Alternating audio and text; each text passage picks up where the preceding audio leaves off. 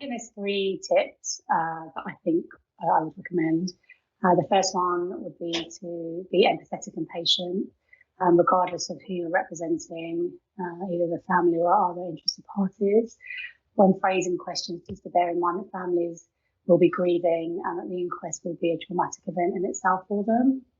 And then having patience with those families with their needs to be fully involved or not involved, and also the likelihood that you'll have to repeat things due to the trauma that they'll be going through.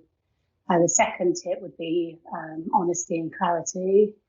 I think being honest throughout, despite how difficult it might be, some of the information you might be sharing, including being very clear on the processes of the inquest itself, sharing the layout of the room, who will be involved, and also making sure that they know they've got permission to leave at any point if things get too much.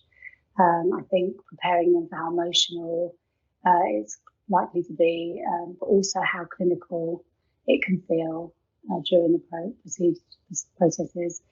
And then I think also just managing expectations of the outcome and not placing too much emphasis on it, particularly if the outcome is not what they were hoping for. And I think, trying to ensure that there's space. The third tip would be to make sure that you're having regular and effective communication with the family, being responsive in a timely manner, because time to families when they're grieving is quite important, and passing any information along as quickly as possible.